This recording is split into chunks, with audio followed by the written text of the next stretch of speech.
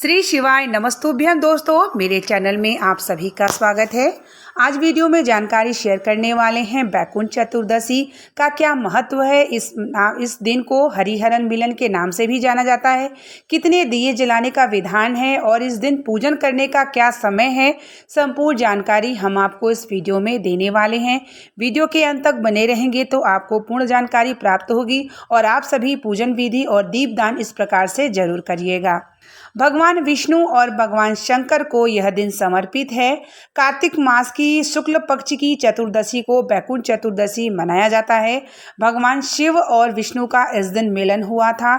इसी दिन एक ही दिन साल भर में भगवान विष्णु को बेलोपत्र और भगवान शिव को तुलसी का पत्र समर्पित किया जाता है। आइए हम बात करते हैं कि हरिहरन किस प्रकार से भगवान शंकर और विष्णु का मिलन हुआ था। भगवान विष्णु बैकुंठ से भगवान शिव से मिलने के लिए काशी गए। काशी में जाकर के उन्होंने भगवान शंकर से मिलने की इच्छा जागृत करी और मणिकर्णिका घाट पर बैठ करके उनसे मिलने के लिए तपस्या शुरू की, पूजन शुरू की। भगवान शंकर अपनी तपस्या में लीन थे। रात्रि का समय था। उन्होंने माता लक्ष्मी से कहा कि आप 14 दिए लाएं और मैं भगवान शिव की जो है मिलन के लिए मैं 14 दियों को यहाँ पर जलाऊंगा। उन्होंने पूजन विधि किया, लेकिन दिया जो है लाना साथ में भूल गए थे। तो माता लक्ष्मी से 14 दिया मंगाया और माता लक्ष्मी 14 दिया लेकर के आई और एक लाइन से उसे जलाया गया मणिकर्णिका घाट पर। और भगवान शिव प्रकट हुए और उनसे पूछे कि आपका यहाँ आने का क्या कारण है। तो कहे विष्णु भगवान कि मुझे सिर्फ आपसे मिलना था, मेरा मन नहीं लगा तो मैंने सोचा मैं आपसे मिलने के लिए काशी पे आऊँ। इसीलिए मणिकर्णिका घाट पे जो है भगवान विष्णु ने जो 14 दिया जलाए थे भगवान शंकर के मिलन में, तभी से कहा जाता है कि भगवान जो है बैकुंठ चतुर्दशी के दिन 14 दिया जरूर जलाना चाहिए। इस दिन भगवान विष्णु और भगवान शिव की पूजन सभी को करना चाहिए। इसीलिए कहा जाता है कि मध्य रात्रि में बैकुंठ चतुर्दशी की पूजन का विधान है। बैकुंठ चतुर्दशी के दिन 12 बजे के बाद की पूजन का विधान है और सभी को भगवान श्री हरि विष्णु की पूजा और भगवान शिव की पूजा इस दिन जरूर करना चाहिए। भगवान विष्णु को रात्रि में 12 बजे के बाद आपको रात्रि में जो है भगवान विष्णु को आपको बेलपत्र समर्पित करना चाहिए और भगवान शंकर को रात्रि में तुलसी समर्पित करना चाहिए।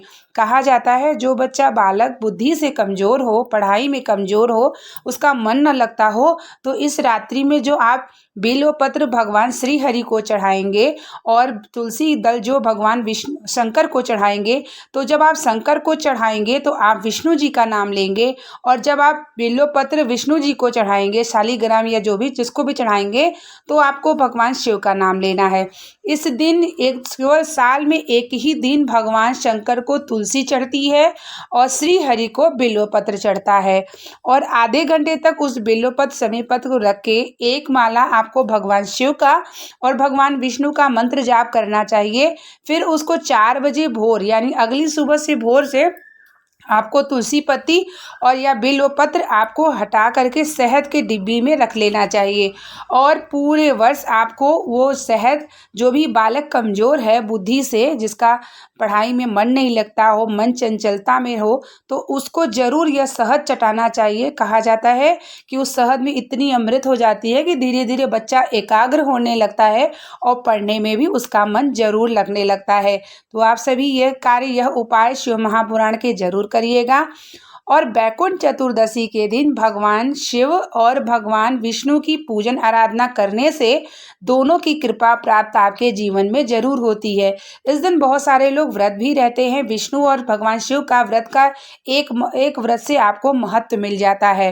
कहा जाता है इस दिन पूजन करने से भगवान शिव और भगवान विष्णु आपको बैकुंठ की प्राप्ति जरूर कराते हैं और पूरे वर्ष की जो आपने किए हुए जाने अनजाने को कर्मों को अगर आप करते हैं तो आपका पाप भी समाप्त होता है। जब आप इस दिन पूजन विधान विष्णु और भगवान शंकर की जो है इस दिन करते हैं और जो व्यक्ति धारण करता है, व्रत को नियम करता है, उस दिन भगवान शंकर और विष्णु का वह व्यक्ति प्रिय हो जाता है।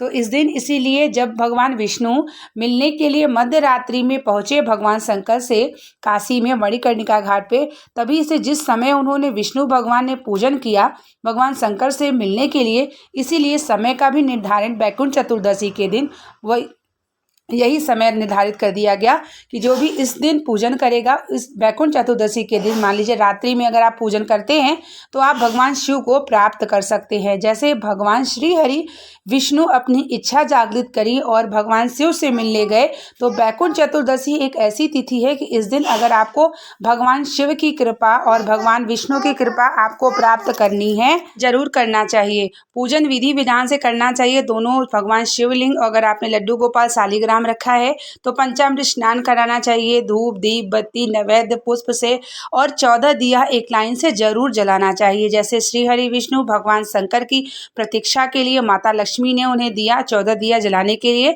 तो आप 14 दिया जला देते हैं तो साक्षात आपको भगवान विष्णु भगवान शिव और माता लक्ष्मी की कृपा जरूर से जरूर प्राप्त होती है।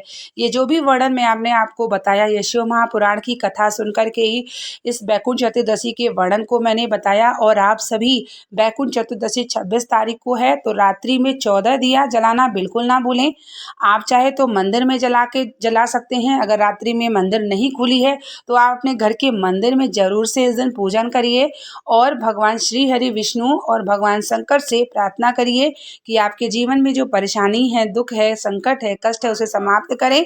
और तुलसी और बिल्वपत्र वाला उपाय करना ना भूलें। इस वीडियो को ज़्यादा से ज़्यादा शेयर करें ताकि सभी के जीवन में फल की प्राप्ति हो। बैकुंठ चतुर्दशी की पूजन करें, 14 दीपदान करें और शहद वाला उपाय जरूर करें ताकि जो बच्चा बुद्धि से कमज़ोर हो, पढ़ने से कमज़ोर हो, उसकी बुद्धि प्रबल हो, तेज हो, पढ़ने में अच्छा हो। और यही विनती करती हूँ। मिलते हैं आप लोगों के लिए नेक्स्ट वीडियो को लेकर के। तब तक के लिए श्री नमस्तुभ्यम श्रीमन नारायण श्रीमन नारायण श्रीमन नारायण।